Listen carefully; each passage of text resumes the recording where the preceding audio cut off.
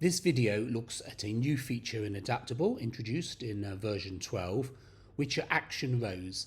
They complement the action columns functionality already there, and they are designed to make it easy for users easily to create, clone, edit and delete rows in a safe and auditable manner. So let's have a look at an initial demo. Let's make this full screen. Everything we're looking at here is in the AdapTable docs. So in this demo here, we have 4 action row buttons for each row: create, clone, edit and delete. And what happens is, if I say click the edit, AdapTable will create a form. It's an adaptable form with all the values in that row. And then so if I make a change, so if I change stars in this row here to 1, 2, 3, when I save it, there we are, you can see it went down to 1, 2, 3. Now what happens here is when you essentially edit a row, AdapTable looks at all the values. If you've provided AdapTable with an edit lookup item, say like we have here language, where you say what the allowable values are, or that AdapTable should get the distinct values, then it will. Otherwise, it will just look at the data type and it will work out if it's a number or if it's a date, etc., etc. So if we change this one to, say, Angular new, oops, then you can see it changed to Angular new. We've also buttons for creating, cloning and deleting. So I can, for instance, delete React. And in fact, here I've just got an alert to say a row was deleted. Or I can clone a new one. So now we get rid of stimulus, but we call this, say, stimulus clone with 5 GitHub stars. And then when we save that, you can see a new row has been added. Again, we've got a little alert to help us with that. Or you can create from scratch, in which case, obviously, you fill the entire row in yourself. So that's a very basic version of action rows, where essentially everything is done for you. And in order to do that, just literally a couple of properties were needed. One was to say which buttons we want, and one was to say that AdapTable will automatically handle what happens when the form is created. There's nothing else other than, as you can see, we added edit lookup items for language and license, which, as I say, is why you get those.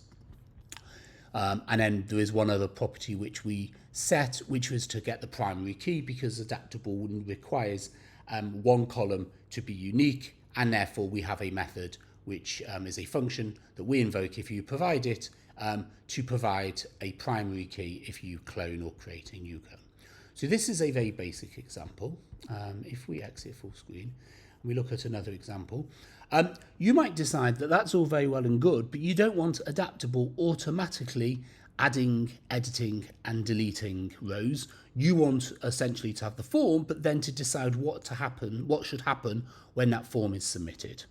And that's what we do in this demo here. And in fact, we also do something else. As you can see, we've still added edit and delete, but in this time we have an add new row, because in fact all these buttons is just really convenience functions around an AdapTable API call to create the form. So in this case here, we have done it through a button. In fact, let's make the thing full screen so we can see more. And then if I look at the code, if you have a look at this custom dashboard add new row button, it's just basically calling the API to create an action row. So you don't have to have buttons. You can create your own buttons. You can do anything you want. And all you need to do to make that form appear is to call the API, either to display a create action row, an edit, etc., etc. The other thing that we've done in this demo is that we are listening here. We are listening to the action row submitted event. So in this case here, when I submit when I edit a row, so again, for Ember, let's change GitHub stars to 1, 2, 3, 4. Now, when I save that, the row is still being updated, and in fact, we're sending a system status message. But in fact, what's happening is we are listening to the event. Then in this event, we are calling the AdapTable API to update grid data. And then, as you can see, we set a system success message. And then we do the same for delete. We listen to the action row submitted event. And if it's delete, we call a grid API method to delete the row, and we set an error system status message. So if I delete React, again, we've got an action, we've got the system status message. But this allows you to have a last look. So essentially what you can do is you can listen to what's been edited.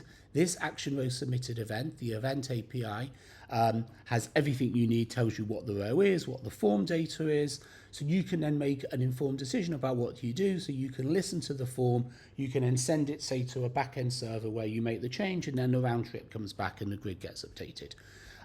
So that's what they are. These are what we call action row buttons. They allow you very easily to tell AdapTable dynamically to show a form. You've got complete control over this form. You can obviously add your own validation. You can define this form how you want. AdapTable will display it how you need. Anything which is read-only obviously appears read-only. And then we can either tell AdapTable to automatically update the AG grid directly, or you can listen to the event and then do whatever you want to do. So that's action row buttons, a useful introduction. As ever, if you've got any questions, please get in touch. Or if you would like to try out AdapTable for yourselves, please contact us and we can give you a personalized demo and also provide you with a free trial license. Thanks for watching.